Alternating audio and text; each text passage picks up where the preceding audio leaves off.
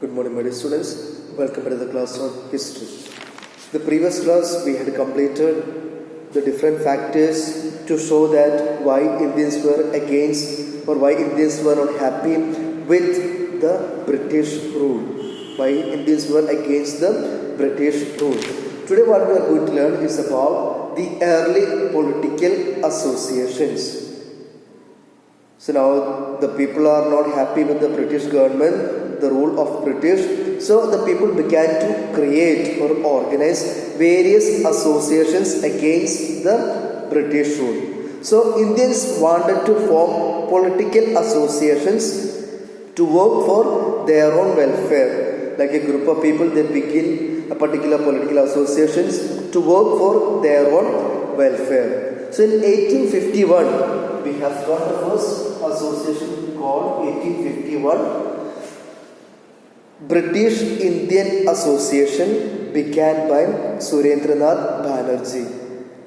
In 1851, British Indian Association. British Indian Association. In 1851, began by Surendranath Banerjee. And in 1852, we have got other two associations like Bombay Association and Madras Native Associations.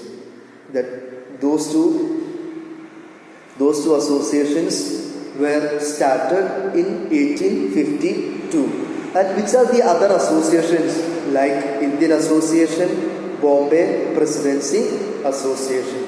So these are the various associations began by the people to work for their own welfare. In 1851 we have the British Indian Association. In 1852 we have Bombay Association and then Madras Native Associations. Now what are the features of all these associations? There were various associations, and what were the characteristics? What were the characteristics of all these associations? The first one, it was limited in membership and agenda. Agenda means its aim. Membership was limited and the goals were also very limited. And who are the members of these associations? The members were educated Indians and the upper sections of the society, which means not everyone was able to become part of these associations. Either you have to be an educated Indian or you have to be an upper class in the society. And what did these associations do? They sent petitions to government to reduce the tax, to stop discriminatory practices, to begin administrative reforms, and Indians to have greater role in the administrations.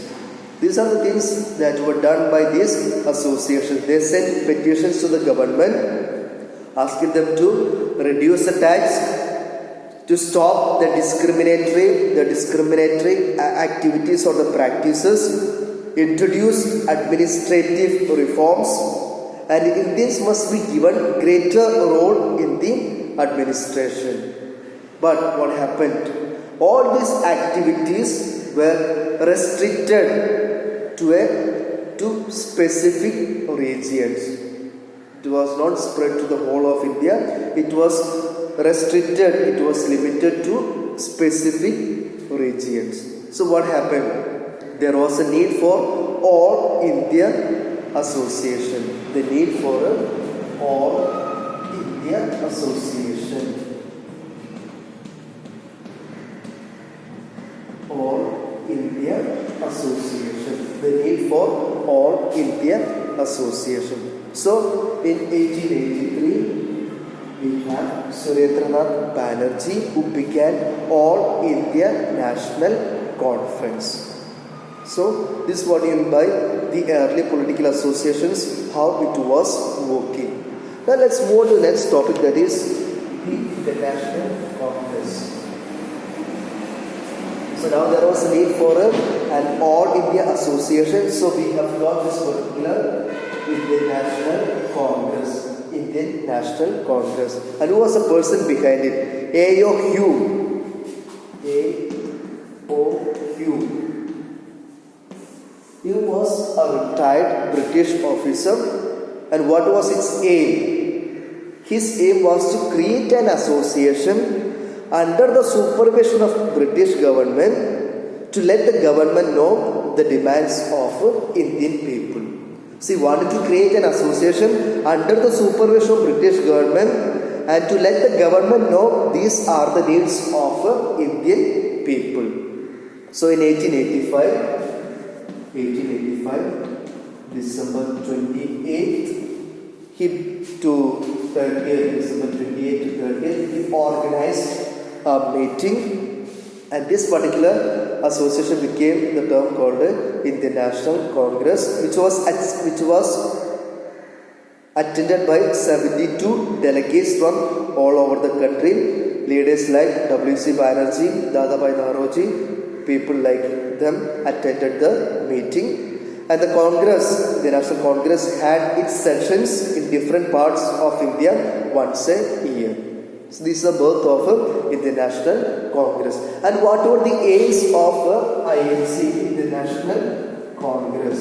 What were the aims? The first one, bring together the leaders from all parts of the country. Like I said, the political associations were restricted to specific regions. So the National Congress wanted to bring together leaders from all over the country, and they began to form an action plan to get concessions from the British government. Okay. Now, staying on this particular topic in the National Congress, there are two different wings that we have. The first one, the early nationalist phase.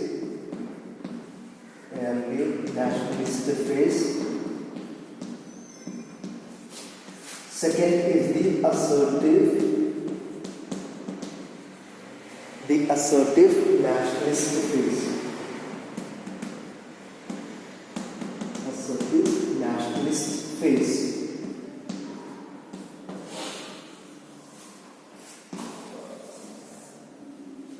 So the early nationalist phase was from 1885 to 1905.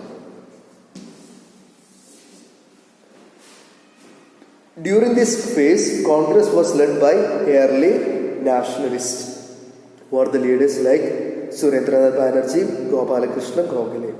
And why it is known as the early nationalist phase? The reason is that these people were modest in their objectives and methods, and they believed in peaceful and constitutional methods of persuasion. Persuasion means you go behind the British people asking for a concession. They believe in a very peaceful method. They do not go for any violence. They are very peaceful and they are very modest in their objectives and methods. And they, what did they do? They always send petitions and resolutions to the British government for what? For freedom of speech and expression, expansion of welfare actions, and it needs to be appointed to the higher post, more powers to be given to the legislative councils, and more Indians must be there in the councils, hold civil service examination both in India and England, change the economic policies so that Indian industries will be benefited, cut the military expenditure, stop the drain of wealth from India to England.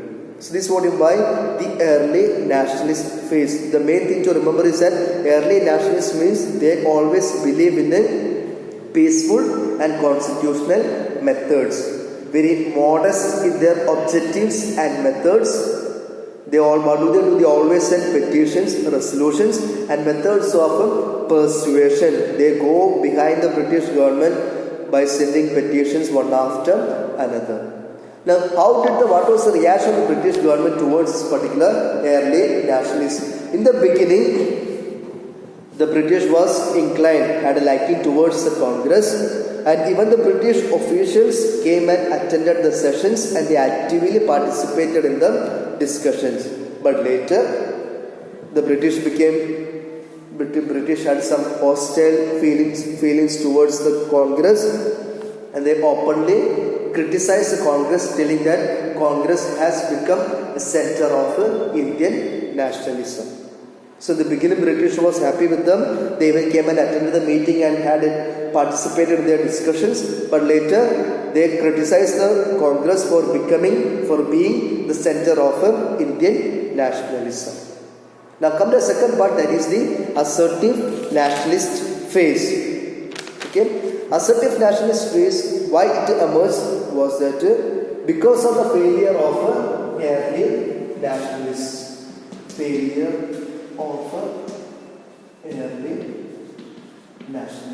Because it was a failure, there emerged a group called assertive nationalist leaders like Lala Lajpat Rai, Bal Gangadhar Tilak, Bipin Chandrapal, Lal Pal Pal. This was combination that was given to them. And what was the difference, or what was their method? They were very radical in objectives and methods. They took strong political actions. They organized strikes, boycotts, mass demonstrations, and Bal Gangadhar Tilak said attainment of Swaraj. Swaraj means a complete independence. Swaraj is my birthright and I shall have it. Here these assertive nationalists are very radical in their approach. They did not believe in very peaceful methods, constitutional methods. They had very radical objectives and methods. They began strong political actions, strikes and boycotts, and they organized mass demonstrations. So these are the two different phases of International Congress, the early nationalist and the assertive nationalist phase. So just today we have learned about the early political associations and the characteristics of it, the International Congress and its two different phases, the early nationalist, second is the assertive nationalist phase. If it is clear for you, can you go through the video along with the notes so that it will be easy for you to understand. Okay children, take care.